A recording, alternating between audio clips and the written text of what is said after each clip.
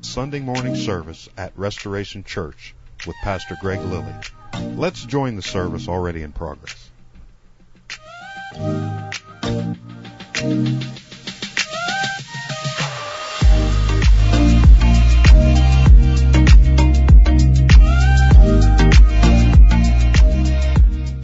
We're going to continue Thursday night's message, The Realm of the Invisible. This will be part 2 of Thursday night. And we're going to hit some, if you didn't see Thursday, we'll try to hit some of it to kind of bring you up to speed, but you probably need to go back and watch that and to get the full picture of what we're saying, because I'm not going to hit on all of it, but on some of it I will, the main scriptures, and then I'm going to add to it today. So I want to start, what's the first one? Romans 4? Right. Yeah, I'm trying. I think that's, Romans. yeah.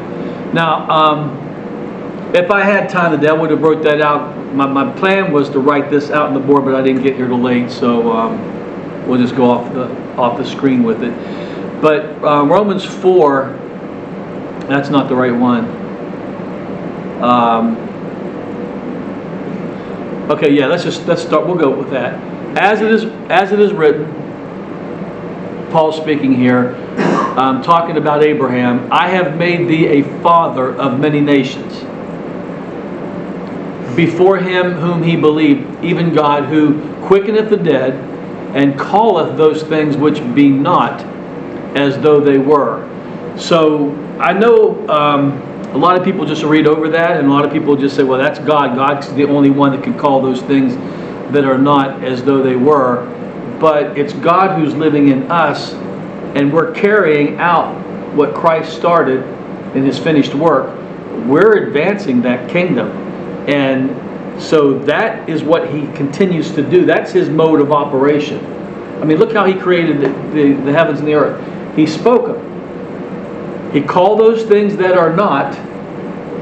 So there was no earth at one time. And he said, let there be light, let there be this, that, the other. And so he's calling things that are not as though they were, and brings them into existence. And he's going to show us how he did this with Abraham, and how he. Now this chapter, believe it or not, is really about your salvation. This is about you being included in the gospel message. If you read before that, which we'll do a little bit to help you understand it, but I'm not going to do a whole thing on it because we'd be here for several weeks. But this is about salvation, but he's using Abraham's story as a way of telling you that your salvation is free. You don't work for it. You don't earn it. And it's everything that God does for you, you receive. And he's going to show you the life of Abraham and how that got worked out in him. Not just for salvation, but for everything in your life. Salvation does not affect your finances. Then it's a limited salvation. If it doesn't heal you, it's limited. And really, people only preach it as forgiveness of sins. Some will take it to healing, but even those who take it to healing don't really believe it because they don't get healed. They just, I don't know, for what the disconnect is. It's different for everybody. But definitely not prosperity across the board. Like Frank was saying, you were getting better in a lot of areas. That's total prosperity. That's not just one area, but that's every area starts to get affected by the blessing of what God has promised. So I really believe this is the way of the church. It has to be understood, or we'll never take dominion, because dominion, you will not take dominion if you see something and say, well, that's the way it is. Or the doctor says something, well, that must be the case. You'll never take dominion, because then what's happening is you're letting life happen to you. And I have a beef with the church.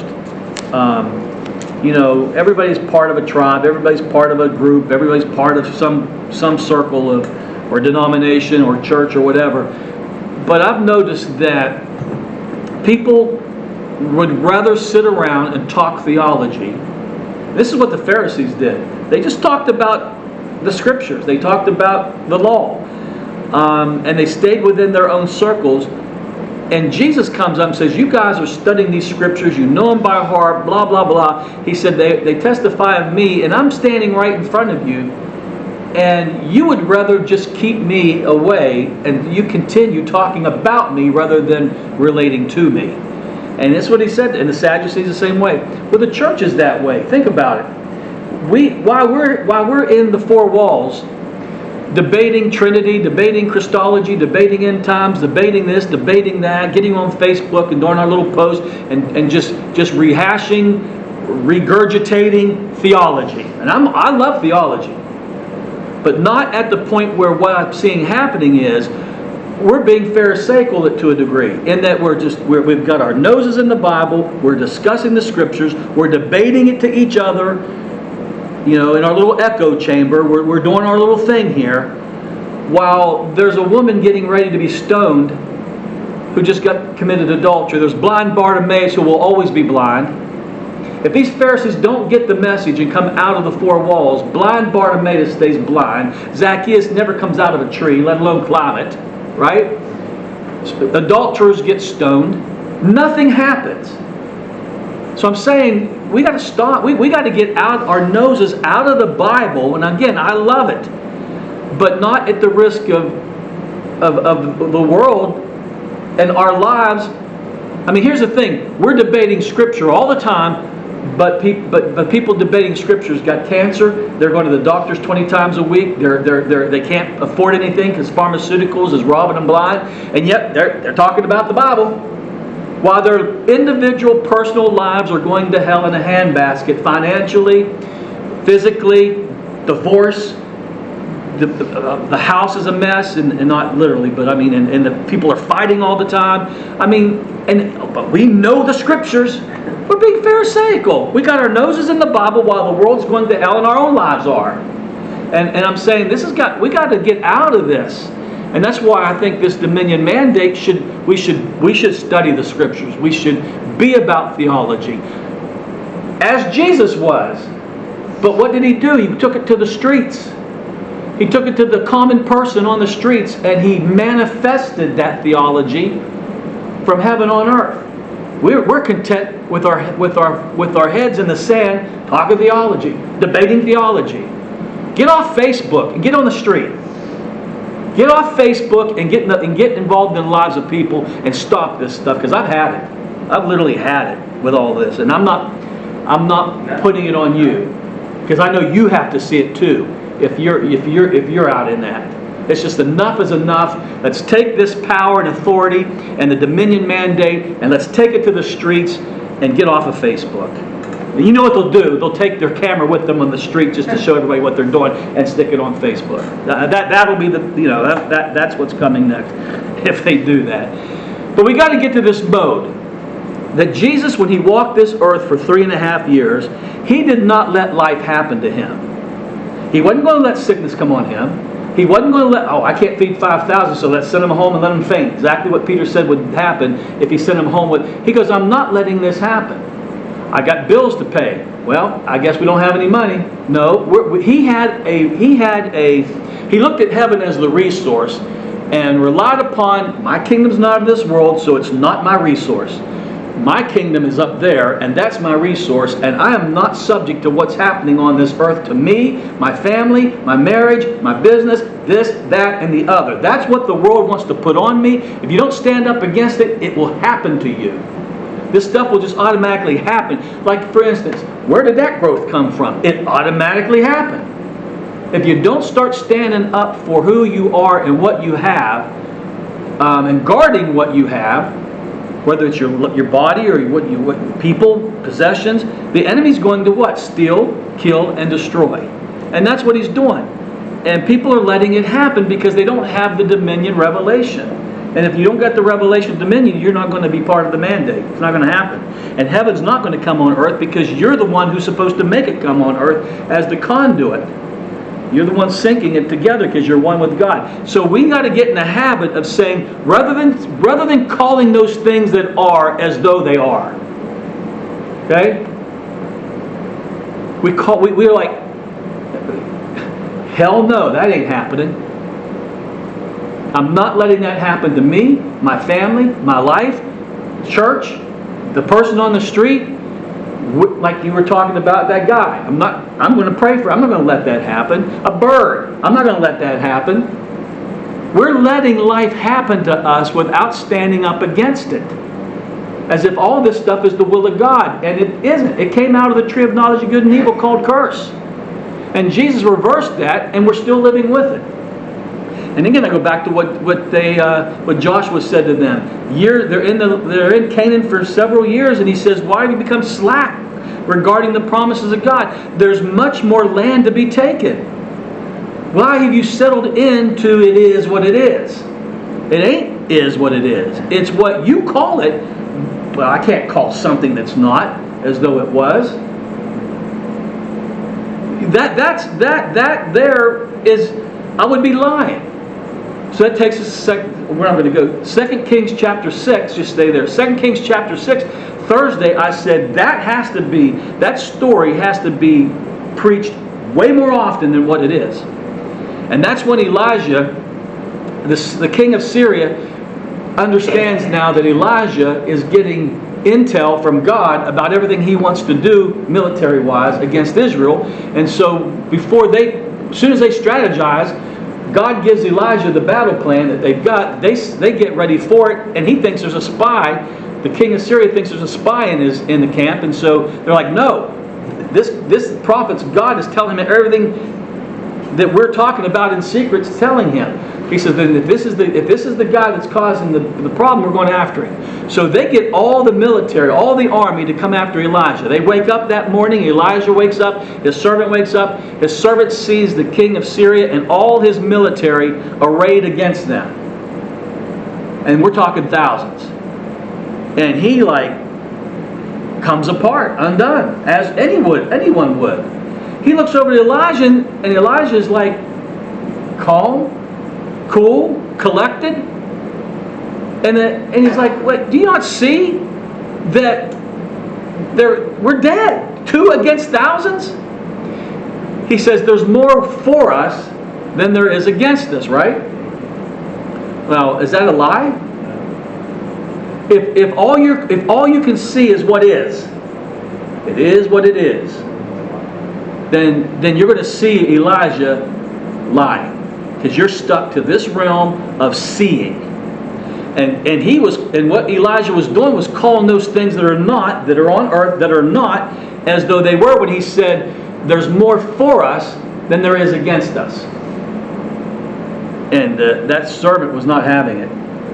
So Elijah prayed, "Lord, open his eyes to that realm like my eyes are open to that realm."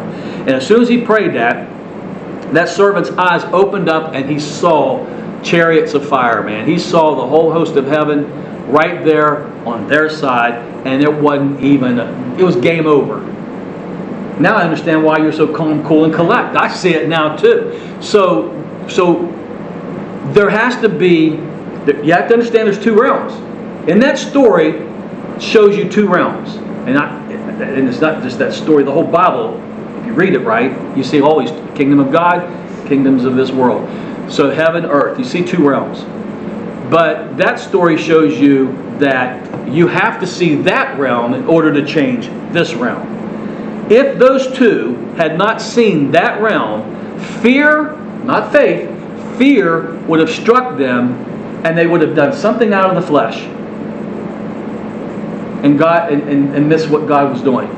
Is that what's happening to us? Because we can't see the realm of heaven, we just see the realm of earth, and we succumb to it, and then we fall prey to it, and then earth gets its way. And where's on earth as it is in heaven being done? It's not. So when you're calling those things that are not as though they were, you're calling them because you saw them in heaven. You saw them in the Word. You saw them, and God's not a man that he should lie, nor the Son of Man that he should repent. Has he not said it? Will he not do it? So if I see it and I hear it, then that's my cue. Faith comes, and I'm going to manifest that thing, whether it's my healing, which Scripture is all about. You can see many Scriptures on healing. provision, all of that. You grab that. I said you have 8,000 promises. We talked about with those 8,000 promises, you've got a divine yes. So what are we waiting for? You've got the mandate, you've got the power, you've got the authority. He's given you the faith. Faith comes by hearing. I don't know what we're doing, letting life happen to us. And I'm not going to let it happen. I mean, the older you get, you realize I better start acting on this stuff or I'm going to be like the rest of everybody else. Broke, busted, and bruised, and battered, and life gets worse as you get older. No. Nope. I don't know what, that's just the concept, that's a lie, that's an illusion, and it's not to be lived out by the Christian, because that's not what Christ is doing in us and through us, called kingdom. But anyway, now the next one, now watch, call those things that are not as though they were. Next one's Hebrews 11:1, and this is the description of faith. Now faith is the assurance. Now when you're calling those things that are not as though they were, the only way you could do that without lying to yourself. Now you could do this without even seeing heaven, and then you're lying. Now you're just positive thinking, positive confession. And that's what the faith teachers did. Now it's funny about the faith teachers. They tell you you can have whatever you want, and then somewhere along the lines, but it's got to be what you see here God's doing. Well then, say that. Don't make it like you can have whatever you want. No, I have to see it. What is God doing? What's happening on heaven is what I'm going to bring on earth. And I can read the Bible to find out what's in heaven. I can hear the Spirit tell me what He's presently doing. And I can amen that. So now faith is the assurance. So I'm going to call those things that are not as though they were because I saw it. And that gives me the assurance. Faith came by me hearing it or seeing it. And now I have the assurance, because this is what faith is. It's the assurance, the confirmation, the title deed. So I'd like to get into the title deed thing, but I don't have time. Title deed of the things we hope for. So hope is future. Hope means I'm hoping something will happen. And that hope is not a wish, but it's an expectation because you saw it. What I see gives me the blueprint of heaven that I'm going to now hope in, expect to happen, and then faith, because faith is part of this. Now watch. Being the proof of things we do not see. Faith is the proof of things so in other words, I have to see it somewhere else because I'm not seeing it in this realm. So for me to truly have faith, it has to exist in another realm, right?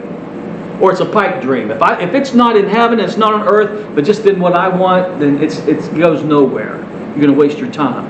But just because I don't see it on earth means I now have to see it somewhere else. And if you're not seeing it in heaven, and you don't like what's happening on earth, and this is what we talked about last week, Habakkuk says, I don't like what's going on. So I'm going to set myself on the rampart, and I'm going to ask God to show me. And then God says, write it down, the visions. God downloads to him the vision, and he finally sees what God's doing in heaven, and God says, write it down. Why? So that you and others who see it, read it, can run with it. Why do you want to run with it? Because you're going to manifest it on earth now that you saw it from heaven. So if you don't know what God is doing, then you've got to set yourself down and look up there, not here. This is what you want to change. This is temporal. I need to look up there. What are you doing about this? And you can do that. Lord, I'm not seeing, I'm like the servant. All I'm seeing is the sickness. All I'm seeing is not enough money. All I'm seeing is this, that, or the other. Depression, anxiety. This is all and this is not what you have in heaven. This stuff doesn't exist in heaven. This is a result of the fall. This is the curse still lingering around in our lives. So I'm going to look up to heaven, or I'm going to go to the Word, whatever, how the Spirit leads me. But I'm going to have open eyes to see what's going on in that realm. And once I see it, faith comes. And then faith is going to believe it whether it sees it or not down here. It already saw it. So let's read this again. Faith is the assurance.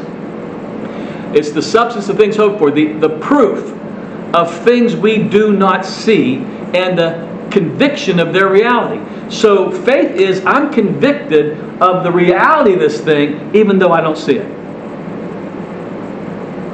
Intellectuals and doctors and people that have science will just laugh you off the stage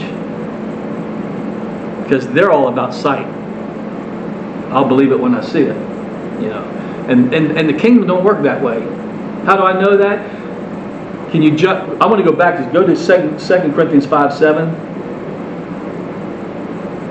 It's one or two more down. For we walk by faith and not by sight. Now this is the Amplified. We walk by faith. We regulate our lives and conduct ourselves by our conviction or belief of divine things with trust and holy fervor. Thus we walk not by sight or appearance. Now go back to Hebrews 11:1. So we're not walking by sight. So if you're all about sight, this kingdom's not going to work for you. You're tied to this world, and guess what? When you're tied to this world, you're going to get what this world gives. Sickness, poverty, division, anxiety, depression. You're going to get it because it's there to be gotten. And this stuff comes on you without asking, right or wrong. How did this happen? I don't want this. Well, then how is it in your life? If you don't want it, how did it get there? You didn't invite it, but it's there because it's part of the curse that we're to stand against, because we're not part of that curse. It's been reversed through Christ. So faith is the assurance. I saw it in heaven, and by God, I'm going to manifest it on earth, and I'm not walking by what I see. Now let me finish this, because I like the last part. We do not, he says, being the proof of things we do not see and the conviction of reality. Now watch this. Faith, perceiving as real fact what is not revealed to the senses. Your healing's not revealed to your senses. It's not revealed on the x-ray, and the doctor sure ain't backing it up. So how am I supposed to walk with sickness? By faith, looking at the finished work, healing. I'm healed. No, you're not. Okay, now we're back to Elijah and the servant. Who's lying? Who's in the right there? Yeah. But you can't convince that servant of that. Unless that servant's eyes was open, him and Elijah may have parted ways that day. You are an idiot, and I can't follow a guy who is a dreamer, who lives with pipe dreams. And Elijah said, Lord, you have to open his eyes or he's not going to get it. So Elijah was not lying. But if you're tied to this earth, Elijah is lying. Because you have no perception of heaven. And this is what people have done with the faith movement. Is we just call them, name it, claim it, nab it, like rabbit. And they have their faults. But overall, there is that thing of faith. And it doesn't walk by sight. It's not perceived to the five senses. And so either you live the illusion of earth, because that is an illusion, because it's temporal, it's not real, it's a manifest. Earth manifests what's lies. You believe in those lies and you manifest those lies in your life. Heaven manifests the truth. You can't get lies out of heaven. God's not into pipe dreams, God's into reality. It's His divine plan and design. And when you tap into that and you see that, you grab that by faith, you bring it on earth. That makes sense? So you got two realities we're dealing with. Now what's my next verse there? This is where I get... Romans 4. All right, which one? 16. All right, this one here, Romans 4:16.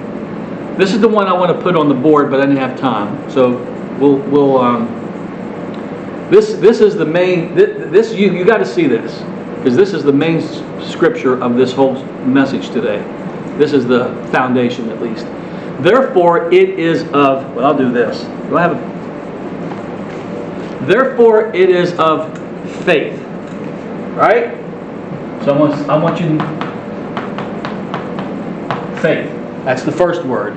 This is of faith. Right?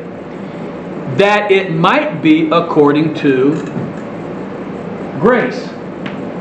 That's the second word. Now let's stop there and I'll tell you why he says that. What's the opposite of faith? Faith. Okay, but Unbelief. keep going. Works. What's the opposite of grace?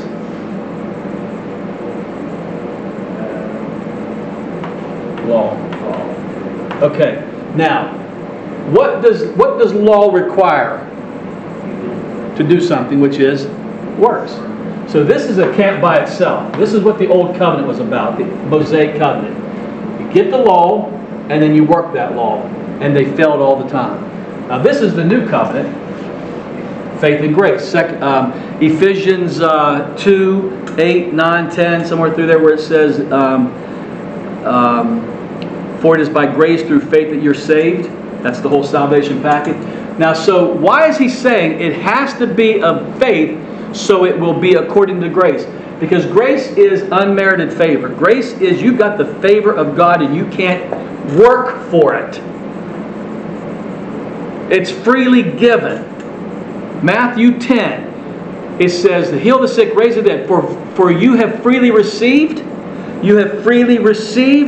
freely give. Romans 9:32 says, if he did not withhold his son, will he not with his son freely give us all things? That's free. Grace is you get it for free. You don't earn it by works of the law. You get it for free, and the only way you can get this thing for free is to believe it. And you got to believe it in order to what? Receive it. If I told you I put $1 million in your bank account and you don't believe that, you'll never go to the bank account and get it. But the minute you go, you did? Yep. What are you going to do Monday morning? I think many may not even go to work Monday morning to go get that money. $1 million, you could retire the rest of your life and spend it right. Right?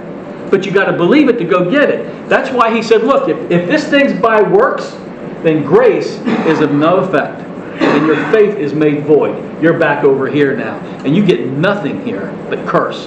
Because the law works wrath. What do you want? So this thing's free. So when you're up here looking at what God's saying and doing, it's free. Grab it, believe it, and then manifest it. And we go through that process. We're going to go through the process of how to... And last week we talked about the womb. The womb's got to get pregnant. You got to put the seed in the womb. The week before that we talked about the heart. You got to put the seed in the soil, and the soil is the heart. This is all going to come together so that we can walk our lives out with dominion. I mean, I hear all the time. Do you hear what happened to so-and-so? Oh, man. Here so-and-so's got cancer. Oh, man. It's like every time I turn around, I see more curse than I do blessing in the lives of people, and especially among Christians. They're struggling. We are struggling. And Jesus didn't come to bring us a struggling life. He came to bring us an abundant life. So that's what he means there by that. Therefore it is a faith that it might be according to grace. So that the promise, there's the other word, promise. I'm highlighting some key words here. Promise. So we got faith, grace, promise. Why? Because the promise was freely given. So, are you going to believe it and receive it? That's how this is working out. So, that the promise might be sure to all the seed. Not only to the Jews, which are the law, but also to the Gentiles, who are the faith of Abraham, who's the father of us all. So you see this ingredients here. This is the recipe. God freely gives you the promise, so you just grab it. It's yours for free. That's why it has to be by faith according to grace. Next. Yeah, it's the Amplified. Do it again. Okay. Now this is the Amplified. Therefore, now watch. Inheriting. Now they throw that word in there. So do you work for an inheritance? No, your parents worked for the inheritance. And it's there when they die, you get it. They worked for it, but you get it for what? Free. Therefore, inheriting the promise is the outcome of faith. When you're operating in faith, the outcome is promise, your inheritance. So again, therefore, inheriting the promise is the outcome of faith and depends entirely on faith. Depends, and not over here. What do I got to do? You're already gone. You're already off the map. The minute you go, I got to do something. Man, I got to say, Lord, what's missing here? What do I got to do? You already missed it. It's already been done. You already got it. You already got your healing. You are every need has been provided for before you were born.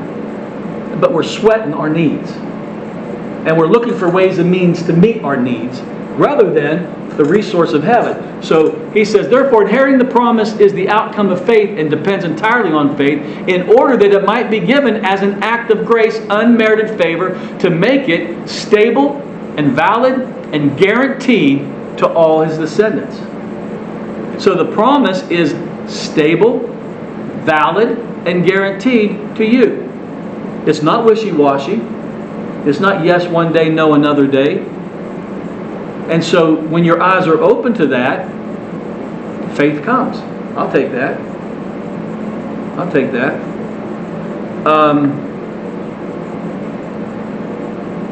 Now, I don't know if somebody stuck a $100 bill in my suitcase there, or because I don't remember having a $100 bill with an offering in the last couple days or week. So I got last night to get out the camera to charge it up, and when I open it up, this thing come flying, and I look, and it's a $100 bill. Now, for I don't know how long that been in there. Where it was at to where it came down. Probably the offering. I grabbed it from some day, or maybe someone stuck. But I did not have a knowledge of that. And that $100 bill sat in that suitcase. I don't know. It might have been there for 6 months. I don't know where it came from, because as soon as I opened up, it kind of floated down onto the bottom part. So I don't know. It doesn't matter. But I didn't have a revelation of it being there, so I was never able to utilize it. It sat there as if it didn't exist. Right? But the minute my eyes were open to it, now where it's going to go in the bank. It's going to go in the church account, and then part of the paying the bills or whatever. But my eyes had to be open to it in order to get it and take it and use it, right? So what is in heaven that you haven't seen? Oh, wait till we get to this one scripture. What's in heaven that you can't see? And if you can't see it, it will never be here on earth. Until you see it, you'll never appropriate it. You got to see it. And we're tied to the five senses, like Hebrews 11:1 says, that the five senses can't see what faith sees. So that means you got to walk by faith and not by sight. What's my next verse? Okay. For the promise to Abraham. Now we're back to this word promise. Now we're going to go before.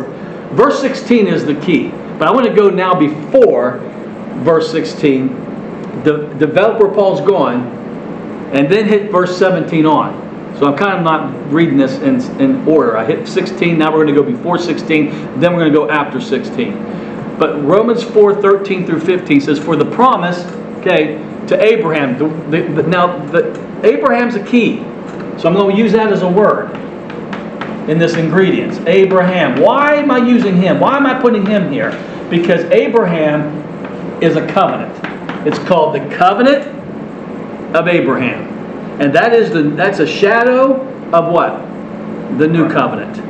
So it's important to understand Abraham because it's a covenant he's making with this man. Abraham's nothing until covenant's made with him. He's just another person on the earth. But when God singles him out, gives him promises, and makes a covenant, now we're in the covenant promises. Okay? So now these promises are covenant promises. That makes sense? For the promise of Abraham, or that's us. If you are of faith, you're a descendant of Abraham, spiritual son and daughter of Abraham. Now watch. That he should inherit the world.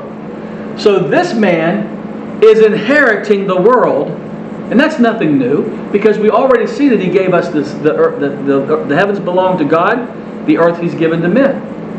And he's saying, Abraham, I'm making a covenant with you that you're going to inherit the world. Now, here's a guy who's going to inherit the world. Do you think he's going to swallow a rapture theory? If he's inheriting the world? He's here to stay till death takes him out. Supporting man wants to die. Okay, so he's here. He's not looking to get out. He's looking to occupy the land. He's going to walk it out, and that's what his whole life was walking out. The rest of his life was walking out that land, because he's inheriting the world for you and me. As far as the eyes can see, Abraham, I've given you this land. All right, anyway. So for the promise to Abraham and his posterity, his descendants, that he should inherit the world, did not come through observing laws. 5 steps, 4 secrets, 2 keys. Buy a book and do what this book says and you can... No. It doesn't come by this. Abraham's going to inherit the world through faith, grace, promise. Because it's a covenant he's making to him. Make sense? So it's not of the law, but through the righteousness of faith. Next. If it is the inheritance of the law, in other words, if it's the people who obey the law who are to be heirs. So in other words, if heirs, if you get your inheritance through this, he's saying faith, what? Faith is what? Made futile and empty of all meaning. So just mark it out. If it's law, if it's something you got to do, then you got to mark this out. You cannot mix faith and works. Like you can't mix grace and law. It's the same thing. So he says here that if it's of the law, these heirs, if it's of law, then faith is made futile and empty of all meaning, and the promise, what? Is made void, annulled, and has no power. The minute you come over here and work a law, a system, a religion, you just void this whole thing. And you can't get it this way, and yet we keep trying to get it that way. Come on, 5 steps, 4 secrets, 2 keys. Somebody's an alcoholic. What's the church do? You need to get to an AA group. What's AA going to give you? 12 steps. I know this makes people mad. But they crucified Jesus. I'm all right. Get mad at me. I ain't got nothing to lose. But I got everything to gain. 12 steps. Or go to a religious church and they'll say, do the 10 commandments. Or do this. Everybody's got their own rules and laws. He says the minute you do that, you void faith. Promises of no effect. Can't be by grace because you're trying to earn it. You shut down this whole covenant, the new covenant. And you go back here and get nothing but curse. Doesn't work that way. And because we want to do something. Give me something to do. You got a book on that? You got a book on that? Yeah. Well, that's all we need is another book. Or, you know what? We need to sit down for another hour and talk theology. When we need to go out of the... I mean, let me ask you something. Matthew 10, this is what he says to them. He sends out the 12. He says, heal the sick, raise the dead, cast out demons, and cleanse the lepers. You think they knew theology?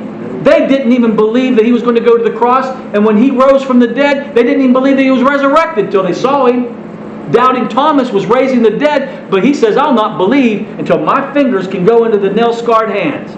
These guys didn't know. They thought he was bringing the kingdom on earth. They didn't know he was taking it away. They didn't know his kingdom was from another realm. They knew nothing of what we know today. And they went out there and they turned their world upside down. What are we doing? We can't even turn the inside of our church upside down.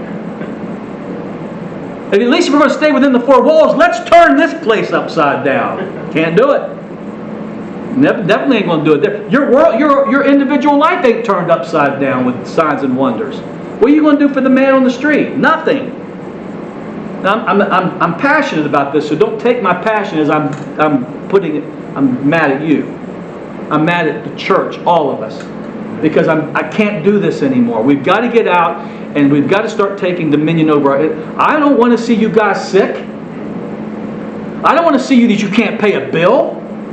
I don't want to see you in your 3rd, 4th, 5th divorce. Why would I want to see that? All right, so next, 15. Do you see these themes? These are themes in these verses right here. So there's a reason for this. For the law results in divine wrath. You want to come over here? Then you're going to get the divine wrath of the law, because the law can do nothing but judge you, criticize you, condemn you, and put you under shame and guilt. It is not going to bless you. Remember my analogy. The law is like a mirror. All it can do is tell you where you're missing it. Like a mirror. So this morning we got up, all of us, I hope all of us got up and got dressed and then got in front of a mirror. Surely you got in front of... Who did not get in front? I'd like to know. Is there anybody here who didn't get in front of a mirror today? Did you get in front of a mirror? Russell? Did you get in front of a mirror today to look at yourself before you left the house? Make sure there's nothing on your face, And all that, so let's say, for instance, while you're getting ready, maybe you touched something and touched your face, or maybe you wrote something down and looked, and maybe the pen got on your, I do this a lot. I'll take the marker and pull it apart with my teeth, right? And then try to stick it back in there and miss it, and then hit my lip with the marker. Like, daggone it. So let's say I did that this morning, and I didn't get in front of it, and I got in front of a mirror, and the mirror said, "Hey, what's that? Whoa, come back here, what's that?" Oh man, that marker got on my lip. That mirror cannot take the mark off my, all it can do is show me my faults. I can look and say, well, I'm losing hair here. It can't give me, it can say, hey, you're losing your hair. But it can't produce hair, can it? I can get in front of the big mirrors and see your whole body, and then that mirror says, you're gaining weight, dude. Is it going to help me lose weight? Who wants a friend like that? They're there to state the obvious, but never can lend a hand to help. All they do is just tell you that's the law. And it can't change nothing. But you come over here, here's where your transformation takes place in everything I just said. God will help you pay your bills. He'll heal you. He did all that. It's already done if we're open to it. Now watch, for the law results in living in divine wrath. But now here's what I love. And no one preaches this. No one believes this. Or we would shout this from the housetops if we believed this. But where there is no law, there is no transgression. What do you think? What happened with God's people before Moses? There's no 10 Commandments. You go to Romans chapter 5 and it says God was not imputing judgment to them because there was no law. When there is no law, there's no imputation of sin. So these guys did not have imputation of sin till Moses came along with 10 Commandments. And once those 10 Commandments came into effect, because man chose that covenant. Because they said, Moses, we don't want to have that kind of relationship with God. You go up there and whatever He tells you to do, you come down and tell us and we'll do it. You want that kind of relationship with God called law? You got it. And He let it happen till Jesus shows up to show them you can't live this way. You can't. Nobody. There's nothing wrong with the law. There's everything to do with us. Okay? So, this one says, and are we under law? Romans chapter 7 says what? You're dead to what? The law. So God's not imputing sin to you because He removed the law and gave you Jesus. Jesus is the end of the law for righteousness. Romans 5:1 says that? I think Romans 5:1 says that. He's the end of the law for righteousness. So there is no law. You're not under law. So why are we coming over here for steps, secrets, and keys? What to do when you're not under that system anymore? You're under already done. So why are you working? Why are you asking what to do when it's already been done for you? And it's called your inheritance, and it's in heaven, and it's to be brought down here on earth. Next. Wait till we get this one scripture. Now we're going to jump to 17. As it is written. Now we're going to see how this got worked out in Abraham's life. As it is written, I have made you the father of many nations. Problem is, he ain't got no kids. And why does he not have any kids? His wife is barren. So, okay, that's interesting. I've made you the father of many nations, but I gave you a wife that's barren. He was appointed our father in the sight of God, in which he believed, who gives life to the dead, God who gives life to the dead, and speaks of the non-existent things, father of many nations, that is non-existent. He doesn't even have one kid, let alone many, and he's got a wife that's barren. So this is a non-existent situation. That he was foretold and promised as if they already existed. God spoke to him as if it already existed. How do we know that? He changed his name, didn't he? Abram means father, exalted father, something like that. But what does Abraham mean? Father of a multitude. My wife is barren and I have no kids, and you're calling me a father. Again, what is God speaking from? The realm of what God sees in heaven? Or is God speaking what he sees on earth? Abraham sees earth. Barren wife, no kids. And God says something totally different, but doesn't say one day. He says now. I'm changing your name now. Why? Why? Change my name when I see it. When you open that womb, and don't even change my name if I only got one kid, because you said father of many. One kid does not make me Abraham. I'm gonna need at least 70 to go down to Egypt before you change my name. At least make me a nation. No, I'm changing your name because by speaking, I'm going to make you speak. So somebody comes out, what's your name? If I say Abram, I can get away with it. Father who's exalted. Okay? Well, I'm exalted too. My family thinks I'm the greatest father of the year. They gave me a mother, father of the year. I'm exalted too. We can work with that. You're father of the year, I'm father of the year. But Abraham, father of many nations. Where's these kids? Where's this multitude? Well, I don't have any.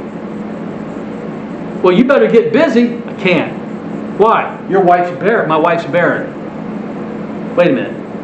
You're calling yourself Abraham. You don't have any.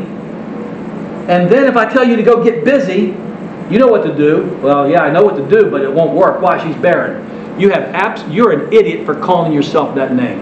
She's barren. Maybe I'll let you call yourself that name if you get busy and start producing kids.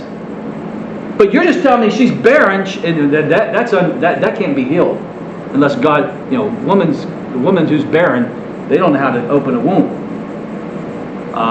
That's got to be God. So, what an embarrassment to call yourself something that you're not, unless you saw it up there.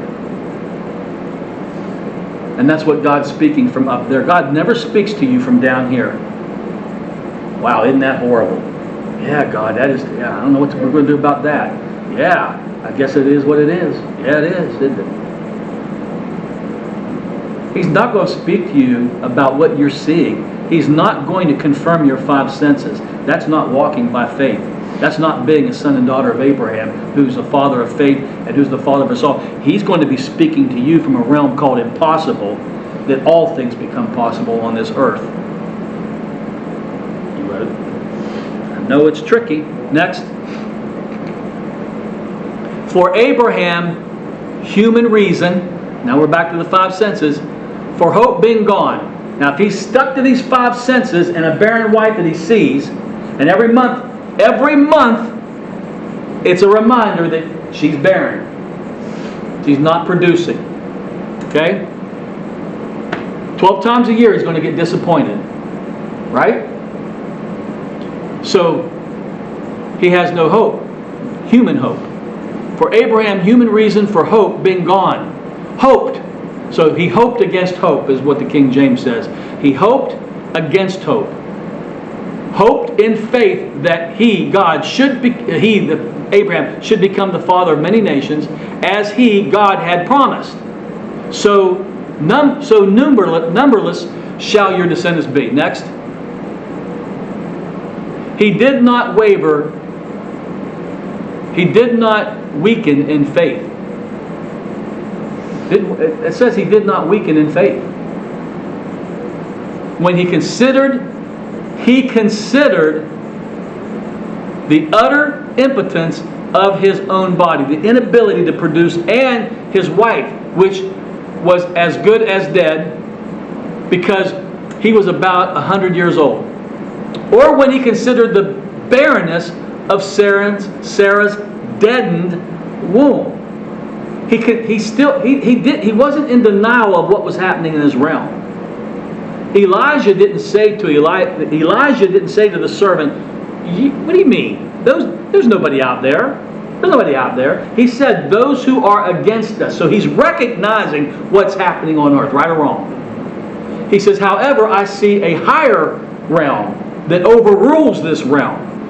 And that's where we live from. That's where we end up being seated in heavenly places to rule and reign from here on earth. I hope you realize that you rule and reign from where you're seated in heavenly places, so you can change what's happening in your physical life. And you can walk the streets and change the lives of people as they did. Well, those were just the 12 that he sent out to do that. Nope. Those are apostles, and that's not for today. Nope. He sent 70 out, and we don't even know their names. And they didn't eat with him 24/7. They didn't sleep with him 24/7. And I guarantee you they knew less than the 12 did. And yet the 70, we don't even know who they are, went out there and did the same thing, raised the dead, healed the sick. And they're not apostles. They're just people like you and me that wanted to get out there and get involved. They believed. So he sent them out. They believed. All they needed was faith. They didn't need degrees. They didn't even need to sit with Jesus for 3.5 years. They just needed to believe in Jesus. And they got sent out to do the greater works and deeds. He said, mustard seed faith's going to move these mountains. So they don't. What they got to do? Right? If they believe, that's the big part, is getting them to believe and step out. Next. No unbelief or distrust made him waver, doubting, question concerning the promise of God. Not going to do it. Not going to let earth put doubt in him about what he heard from heaven. But he grew strong and was empowered by what? The works of the law? Faith. As he gave praise and glory to God. Is there one more? Yeah. Okay, 21. Fully satisfied and assured that God was able and mighty to keep his word and to perform what he had promised. That's where we live. That's walking by faith. And you can only walk by faith by keeping your eyes on what he's saying and what he's doing. But you bring your eyesight down here and limit it to the 5 senses, which eyesight's one of the 5 senses, you're stuck here. You're stuck. And you got to figure out a way to fix this. And there's a lot of things you can't fix. A lot of things you can't fix. What's my next verse? 1 Peter. All right, here's that verse. Here's that verse. Check this out. You ready? Yep. Now. Mm-hmm. Now this would be the Amplified. So, do I have it up there again? And 4. Yeah, verse 4. No. Okay. Let me read it. Let me read the King James, and then we'll look at the Amplified. Huh? You have 2 4s. No. I want you to see this. 1 Peter.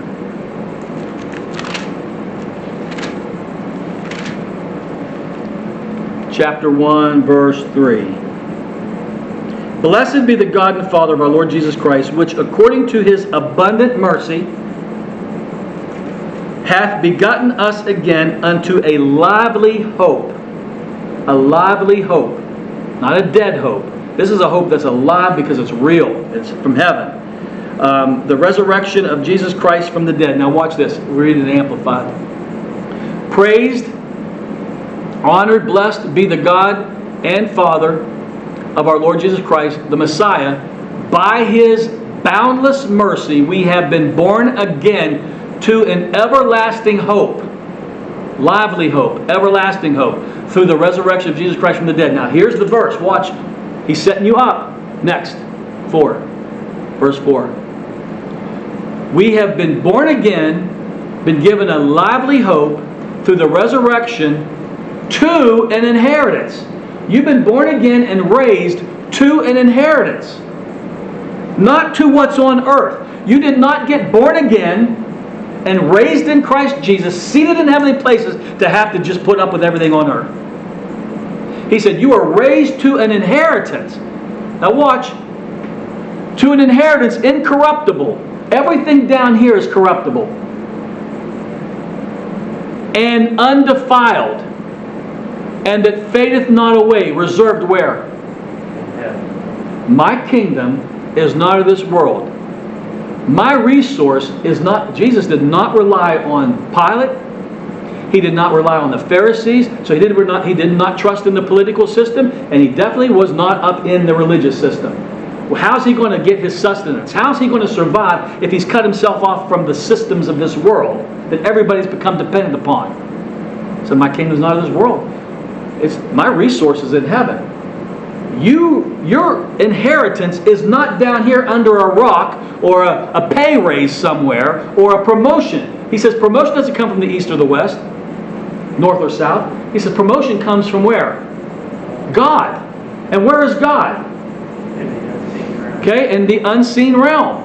Not here. Now, God will use here because He'll manifest promotion from up there down here, but I'm not looking and trusting for anyone or anything down here because all my stuff's up there. You're born again, raised in the resurrection, to a lively hope, to an inheritance that's uncorruptible, undefiled, and does not fade away. It's still there till you want it, till you see it. How about that? Till you see it. Well, I haven't seen it for, it's been years. I've never heard this before. It must not be there now. It's got to be corrupted. It's got to be defiled. At least it's faded away. Or this one, expired. No. There's no expiration date on your inheritance.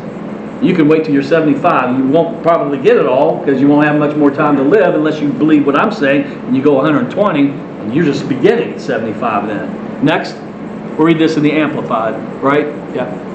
Born anew into an inheritance. Born anew you're born anew into an inheritance, which is beyond the reach of change and decay, imperishable, and solid, and unfading, reserved in heaven for you. Now here's the deal. You know what most people read that think, well, that's when I get to heaven. Those are my rewards. No, he didn't call those rewards.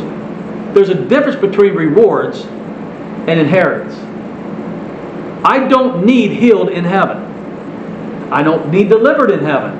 I don't need joy in heaven. All that stuff's odd. The minute you walk in there, there's nothing resisting joy. So you got it. It's free.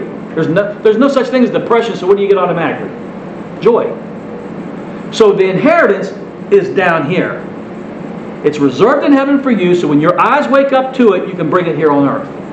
On earth as it is in heaven. What's in heaven? Your inheritance. Make sense? All right, what's next? King. What? King. And then what? Or is that it? Yep. Okay, just leave it there. So the invisible realm versus the visible realm is what we've been talking about. So let me close with this. I'm not going to be long. Let me close with this. I don't think I use this illustration Thursday. I don't think if you were there. If I did, stop me because I got something else I want to say. So here's my illustration. So you've got money in the bank. Everybody got money in the bank? Everybody got money in the bank? So I got money in the bank. If it's in the bank, it's not in my wallet. True or false? I can look at my wallet and go, I ain't got no money. I think this is kind of what happened because people don't. I don't know this. I'm inferring this. When the beggar said to Peter, wanted some alms, and Peter said, "Silver and gold have I none." Right? Is that what he said? You know, people out there now come out of grocery. You got any money? I said, dude, I don't carry cash. I just don't. We're tied to plastic now. You know, debit cards, credit cards. I really don't carry cash. Probably should. But does that mean I don't have any money? When I say I ain't got no money, you liar. No, wait. I'm not lying. I don't have any money on me. It's in the bank. It's not in my wallet. Is that right? In fact, you will have to, when you look at your wallet and go, oh crap, I got no money, if you're a cash person, you're going to have to go to the bank and withdraw $100 so you have some money in your wallet. We used to have to do that before plastic, right? I mean, anybody ever live in the days where you ran out of money and you didn't have credit cards? I did. That's the 80s, man. And it's like, yeah, we had, but it didn't last long. And so the last week or two of the month, or the paycheck, a couple of that, it's like, we ain't doing nothing. Not doing nothing. Because there is absolutely zero money, and I didn't even have a bank account. The only money was in my bank account was Fairmont Credit Union, and you had to have $5. That was probably what I had at times. I mean, we've come a long ways, believe it or not. But you see what I'm saying here? What I want you to see is the bank being heaven. Did I do this Thursday? Yeah, a little bit of it. I want you to see the bank as heaven, and the wallet is your account, wherever your money's at on earth. So the bank is in heaven, and you're like, I don't. Here's a perfect example. Jesus says, the Son of God, he said the foxes have holes in the ground. Know what he said? But the Son of Man, what? Has nowhere to lay his head. What? He ain't got a home. He ain't got nowhere to sleep tonight. He shows up to preach, and he ain't got no food for the day. Come on, let's forget about the 5,000, and let's forget about the little boy who's got a couple fish. Jesus, you and your 12 did not bring any food even for yourselves. Why? He'll tell you in Matthew 6, take no thought for your life, what you eat, what you drink, because your Father will seek first the kingdom. But that's impossible unless you're working the kingdom realm. And that's what he did. So here we are. I didn't bring any food. You guys didn't bring any food. And these 5,000 people, and that's not counting the women and children, so you're up in thousands. And because they only counted men in those days. But so he's like, what are we going? Peter's like, what are we going to do? What do you have? Well, there's this kid over here. He's got a lunch box. Open it up, see what's in there. Piece of bread and a couple fish. Now, what's he doing? He's drawing out of his bank account in heaven.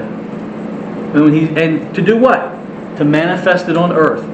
And right before their eyes, they fed 5,000 with 12. They didn't even start with one basket full. And they end with 12 baskets, one for each disciple to go home and have an abundance for every good work. Whatever, I don't know. But they had 12 basketfuls left over after that. Temple tax day. Who's going to pay it? I don't got no money. You got any money? Go down and go fish. The first fish you catch, take the money out. You see, his resource is heaven. He's not looking to see what Trump's going to do for our economy. If Trump was alive, he's not even considering what the economy of this world is doing. Because his economy, so let's think about this. When he makes the statement, my kingdom is not of this world. He's saying, my economy is not of this world. My health care is not of this world.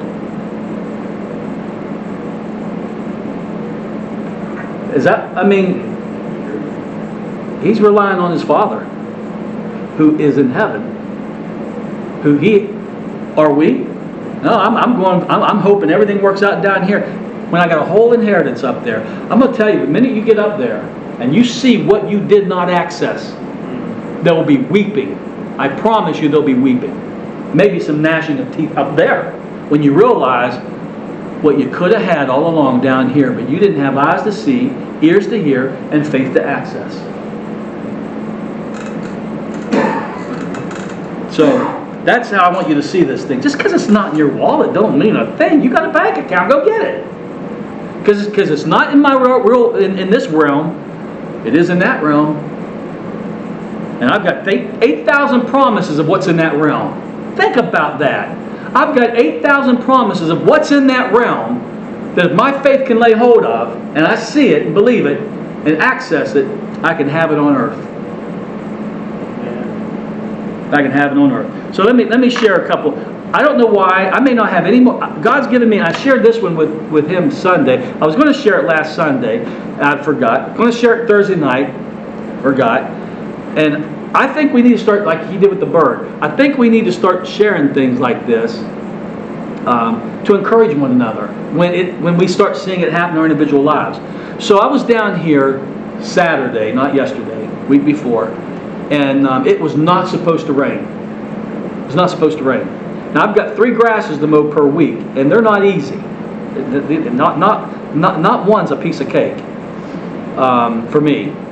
So I'm down here, and I'm probably a quarter of the way in, and it starts spitting rain. It ain't supposed to rain. I see these clouds coming. from over there, coming, and it starts spitting. I'm like, not going to happen. Now, I've done this, and it stopped. But here's how the accuser, the enemy, yeah, you may not want it to rain, but that farmer needs rain. How many times you hear that? We complain about rain. Well, those farmers need that rain, so who's going to win out? I said, I don't care about the farmer. It can rain all day on his ground. But I have the faith to know that when this rain comes, it will, I just need it not to rain in this little lot right here and pass around. And you mowed grass for, I bet you had that happen. You're shaking your head, you know. But anyway, the spit got a little heavier. And I'm like, I said no. I'm telling you, I said no. I know people are going to be laughing, but I'm telling you, I'm working another realm. The people that are laughing at me, they're tied to this realm, so I got nothing to say to them because they ain't got eyes to see. I'm operating in another realm right now. And daggone it, I don't have time. It got heavier. It wasn't pouring it, but it got, I can't even define it. It was a weird rain, but it got bad enough that my sweatshirt was wet. I got wet. And even the lawnmower went pop, pop, pop, pop, and I'm like, some said, you're going to have to put it away and wait this thing out. And that's common sense. I even felt a little embarrassed that I'm mowing grass and it's raining. But it's not really a rain pouring, you know what I'm saying? And I said, no, I'm mowing grass. I don't know what's going on. I'm mowing grass. The minute I said no to myself to put that lawnmower inside the church, it stopped. I have a sneaky suspicion had I gone in, it would have continued raining. But I said, even with the rain, I'm like, I'm not moving. It was like a Mexican standoff, man. I'm telling you, we're looking. It's raining. I'm saying no. So somebody's going to win. And I'm telling you, dominion means I win. Jesus stopped the storm and said, "Storm, be still." And they were amazed that the weather obeyed him. Who's inside me? Did the weather quit obeying Christ when he went from flesh into me? No. I'm speaking what I'm seeing and hearing. And the minute I said that, now let me give you this one, and then I'm done. This one, do with this one what you want. That same Saturday, now he knows part of this, the people that have been mowing my grass can't mow it anymore. So that means it's on me. And I don't really have the money right now to pay somebody else, so I'll do it. I'm fine with that. I have no problem. But the lawnmower that I've used in the past, remember when me and you would mow the grass? That little red lawnmower has not been used for 4 to 5 years. Because my brother-in-law was doing probably started mowing it in 19. Because you came in 18, I think. But anyway, so it's been in my dad's garage, clear in the back, and he's got 2 other, we don't even use that one. It's a Murray, Briggs & Stratton that you bought at Walmart for like $119 at the time. Just cheap old thing. And we've got these, I've had these other real nice lawnmowers that are automatic, what do you call those? The wheels turn? Self-propelled. I've had them in and out of the shop several times. But not that Murray. But that Murray's been sitting for 5 years. 4 to 5 years. So I knew that I was going to have to come down here and mow grass, and then it hit me. Oh God, I got to get that lawn. I said, oh man, that lawn. The gas. I don't empty the gas. That gas is. Oh my God. So I said, you know what? And I'm just telling you what I feel like. The Spirit inspired me that if Jesus could speak. Remember the centurion said, you don't got to come to my house and lay hands on that lady or that servant. All you got to do is speak the word and my servant is healed. Now why can't I just speak the word sitting in my chair in my house and that lawnmower is going to start? And that's what I did. Why? Because the other thought would be, well, if it doesn't work, I'm going to put it in the back of the truck, I'm going to take it to the guy, and that's going to put me behind. Because I can't pick up those other 2 lawnmowers. They'll break my back. I can't. I used to in my younger years. I'm not even going to try to pick those. They're too heavy. That little Murray, I can pick it up and throw it around. So I came down that same Saturday that it was going to rain, which now you know that it started because that's the lawnmower that I used. But anyway, I went down there and I thought, well, I'm going to mow my dad's grass, which he's gone, but I'm mowing the grass there, taking care of that property. So, and that's a big one. So I left out the lawnmower And this is proof that it wasn't supposed to rain. Why did I tell you that I left that red lawnmower out? So the sun will bake on it, at least get it hot. Yeah. So you know the sun was out before I came over here, because I did them back to back.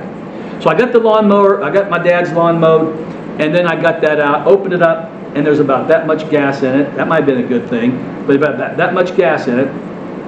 And so I put gas in it and put it in the back of the truck. Now let me tell you what else happened.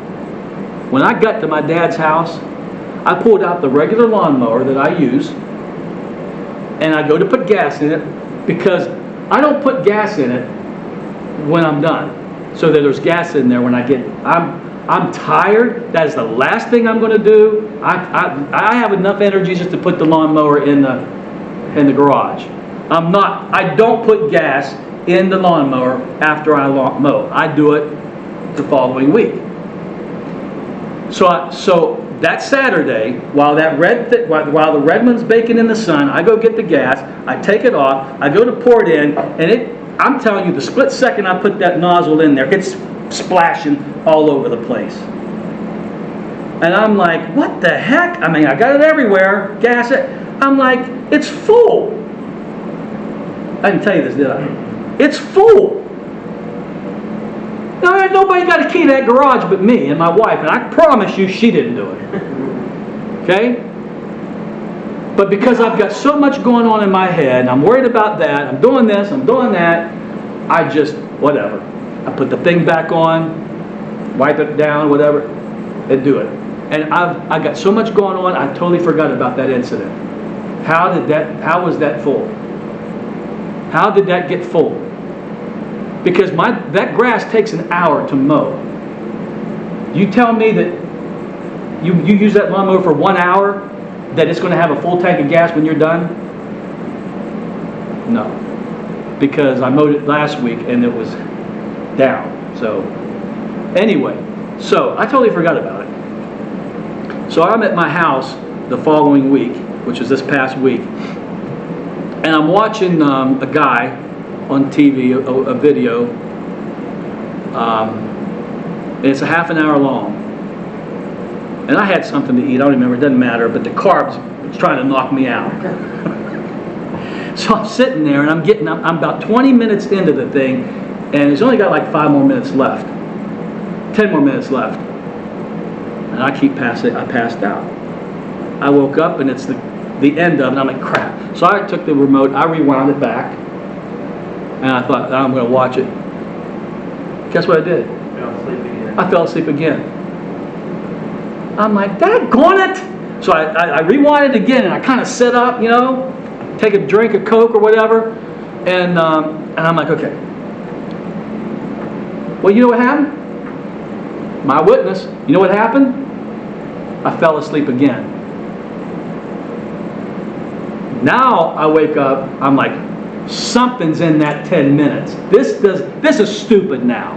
Something I need to hear is in that last 10 minutes, and I keep falling asleep.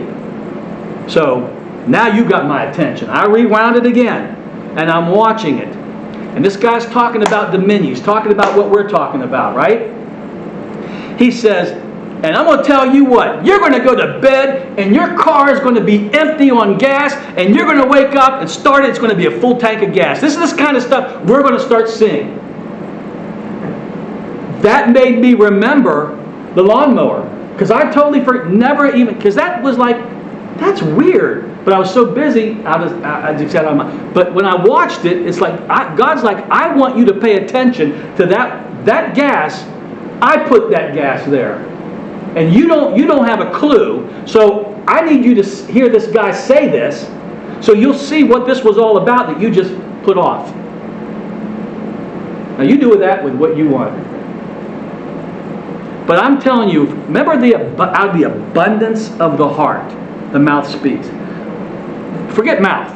What is this abundance of the heart? You get this word in you to the degree that you're eating it, sleeping it, you're on fire for it. I mean, you're obsessed over this dominion mandate because it's your call. It's what you're raised to.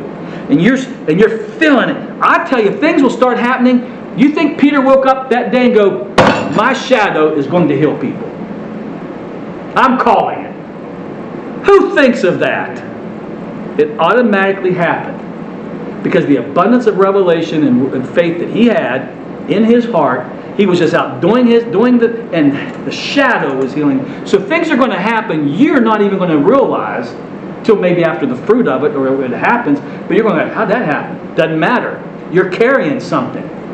You are an ambassador of the kingdom, and God's going to do things you don't even realize, because it's coming out of the abundance of who you are. You're going to draw this stuff to you because of who you are. Attractive people who know they're attractive attract people. Say that again. Attractive people who know they're attractive attract people. An attractive person who thinks they're ugly personifies that and attracts no one. See, creation is waiting for you to get this in the abundance of your heart, and it's going to bow to you. Creation is going to start working for you, not against you. Paul said, this momentary light affliction starts working for me, an eternal weight of glory, not against me. So even afflictions and hardships work for me, not against. In fact, if afflictions and momentary light affliction doesn't work against me, then that means everything's working for me. If you're a boss, does everybody under you work for you? These things are working for us. Faith causes things to work for you, not against you. When you're down here, that 1,000 army of the Syrian king, they're working against us. No. They, doing what they did, made these chariots of fire show up. So in essence, they think they're working against me, but what they did was cause the chariots to show up, so they actually worked for me to bring these guys down. Sickness seems to be working against me. Nope. That only activates the healing that's in the atonement. So nothing's working against you when you've got all of heaven. Remember I told you the story, if you've got a penny on the table and you're having coffee with a guy, well, let's say a quarter. You got some change. You got a quarter and a dime and a couple of pennies. And you go to the bathroom. You come back and they're gone. Who took them? He did. Nobody else at the table, me and him. My change was there. Because it's so little, I'm not going to say nothing. Who would say? Would you say anything? He might. Where's my quarter, Greg? You wouldn't say it to no, but you would me. Where's that money at? Well, that did happen to me. I think I told you that, and I didn't say nothing. It was a quarter, maybe a couple quarters. I'm like, he took those quarters, man. I'm like, okay, he must need them. But anyway, I can let that go. Why? It's chump change, right? What if it's a $100 bill? What if it was a $100 bill that I just found in that suitcase and stuck it here, and it's me and Frank in here, and we're all waiting, and I put it here thinking, wow, that's cool. Go to the bathroom, come back, gone. Now, I think I might say something. But Frank, did you see that? I ain't going to accuse, although I know he took it. I ain't going to accuse. Did you see that $100? I didn't see it. Like, he took it. Now, here's the lesson. When you get a revelation of how much inheritance is in heaven, you can't steal enough from me to move me. That's where I want to be. Somebody takes my car, I got another one. If I come on, did Jesus get upset? This is why Jesus did not get upset, because Judas was robbing him blind. Judas was robbing him blind. Not literally, but if he did, he'd heal himself. Physician, heal thyself. He is, you know what? He's not my resource. I mean, I've got a whole, my Father owns a cattle on 1,000 hills. Steal whatever you want. This is why Paul says, let it go. Don't take a wrong account suffered. Let it go. Let it go. Bless them. Because we can't, because we act like we're poor up there, and we're definitely struggling down here. And yeah, we're going to fight for every dime, nickel, and penny we can get our hands on down here. That's not the case in the kingdom. This is liberating, guys. It's going to liberate you from the government, liberate you from religion, and really liberate you from people that are robbing you, stealing, and doing all kinds of things against you. Man, you cannot do anything to me that I can't get back, because I have an inheritance in heaven. God knew this was going to happen, and He's made provision for it, and I'm receiving it back. And the devil's got to pay back what? Sevenfold? All right. In fact, you stealing from me is blessing me. If it's going to come back sevenfold. Anyway, Andy, dude, just telling you guys, I just can't see this any other way.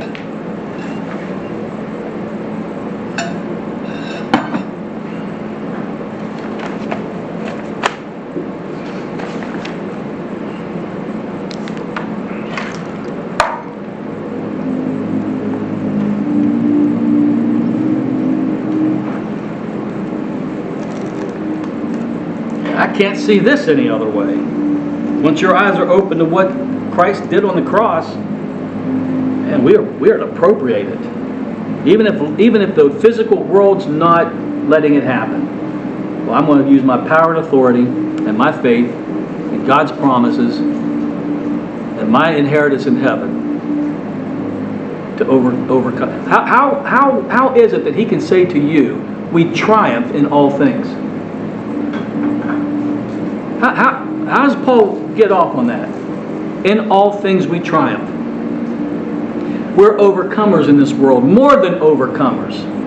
How? Unless he knows what we're talking about. And this is the victory that overcomes the world. What overcomes the world? What's the victory that overcomes the world? Our faith.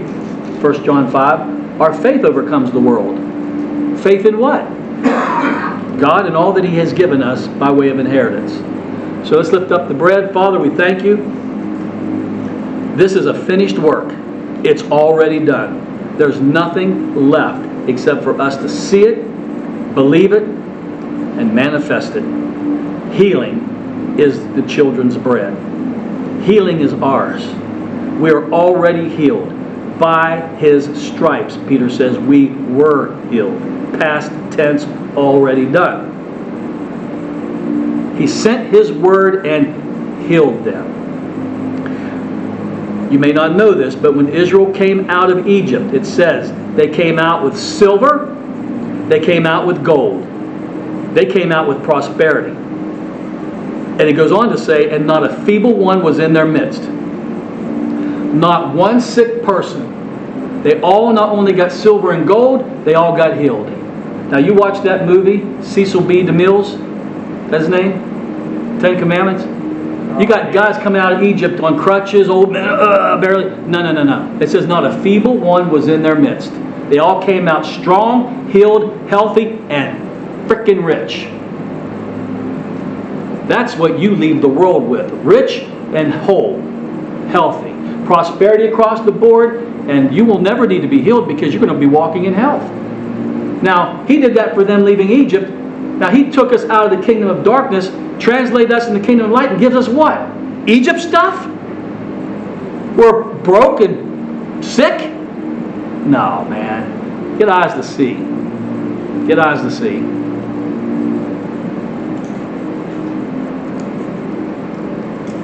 The blood was applied to the doorpost, and they were made worthy by the blood of the Lamb. The death angel couldn't touch them. The curse couldn't touch them. They applied that blood, and the death angel passed over.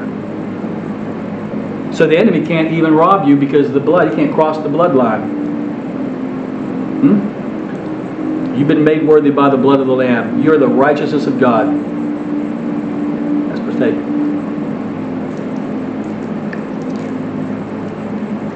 Amen.